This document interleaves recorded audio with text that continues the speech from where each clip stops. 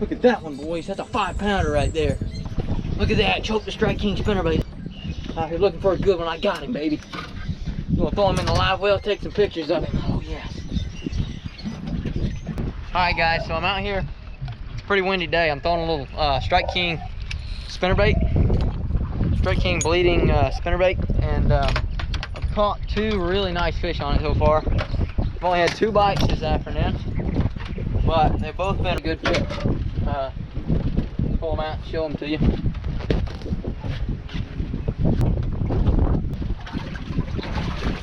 Alright, y'all, so I've caught these 2 nice ones.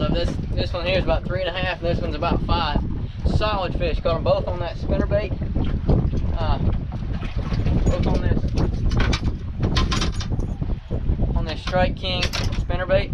Just a great little bait for these windy conditions. I'm out here in these windy, sunny conditions.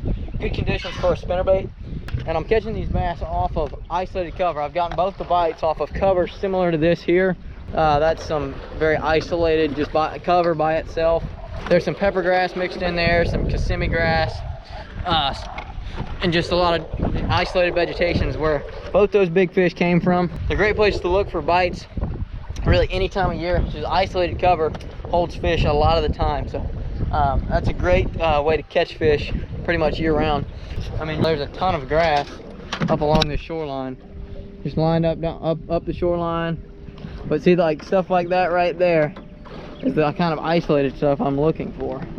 Up here on the shoreline, it's nothing unique. You get out there where it's just one piece of cover by itself, and fish are drawn to stuff like that because it's different from the rest of the cover on the bank line. And like I said, it's windy. A spinnerbait is a great option for these windy conditions, windy, sunny conditions. This little tandem blade spinnerbait is a good option. It's got one willow leaf blade on it and one Colorado blade on it.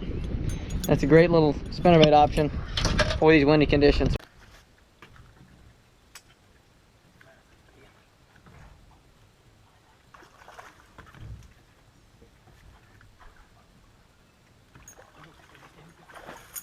Yeah, baby. Another good one right there, baby. Another good one on that old spinnerbait, barely hooked in the nose. That trailer hook gets them every time. That Strike King spinnerbait. Oh, with that trailer hook on there.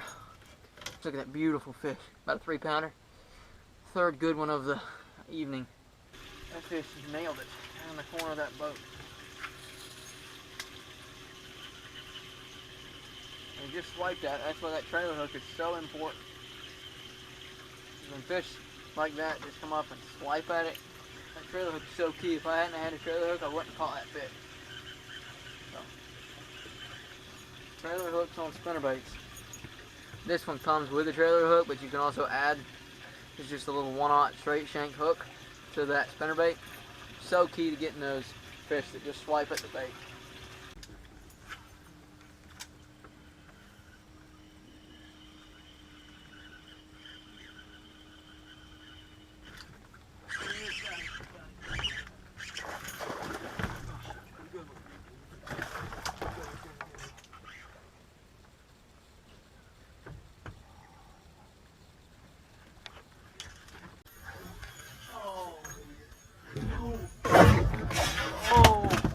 Got that one in the boat, y'all. Barely got that one in the boat, but I did. Look at that one on the spinnerbait, baby. Boat flipped another 3-pounder. We'll put him in the live well, take some pictures later. Oh, yeah. All the fish I've caught this afternoon have been at least 3 pounds or better. I've only had 4 bites, but I'm getting quality bites, which is important. I will definitely trade quality bites for the quantity of bites I'm getting. If I can't get a lot of bites, I'll take the quality bites for sure. In addition to a spinnerbait being an awesome bait to throw in the wind, just in here in a calm canal because the wind's blowing so hard, and I'm just slow rolling this spinnerbait along the shoreline, and I've caught 2 fish pretty quick doing that. So that's another great way to fish a spinnerbait. Just come into a protected area and fish it. So, wake it wake it right near the surface. Just slow roll that bait and gives those fish more time to react to it. Just slowly turn the reel handle, not too fast. Just kind of slowly turn it and making that bait wake across, or wake not across the surface, but just beneath the surface. so you can see its wake.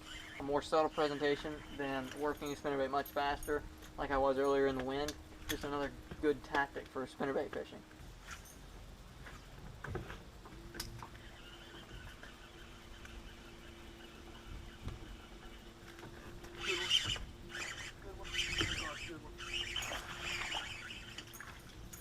Another one. Off in the boat. Alright guys, fish number 5. Fifth one on this spinnerbait. Like I said, just slow rolling it down these bank lines. That fish crushed it. Come off that bank and just slammed it. That little Strike King spinnerbait. Number 5.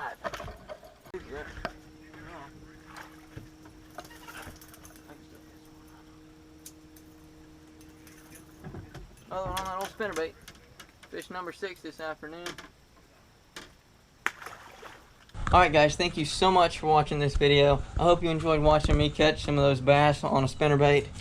Be sure to try some of these tactics out the next time you're out on the water. If it's windy, try a spinnerbait in windy conditions, or even if it's calm, try waking a spinnerbait near the surface. And just see how many bass you can catch using those 2 tactics. They're just great ways to fish a spinnerbait and catch big fish this time of year during the pre-spawn, when bass are moving up shallow to bed and get ready to bed, and don't want anything near their bedding area or territory. I actually ended up catching a 7.5 pounder that I did not have on film. I'll show you a picture of it here. 7.5 pounder on a spinnerbait the day after this video was filmed. So big bass just can't stand spinnerbaits this time of year during the pre-spawn. So just keep that in mind next time you're out on the water this spring. I will link all the gear that I used down in the video description, so you know everything that I used. And if you enjoyed this video, please be sure to give it a like, subscribe to our channel up in this corner, check out our last video about pond fishing in this corner. There'll be a lot more exciting and helpful fishing videos headed your way. We'll talk to you soon.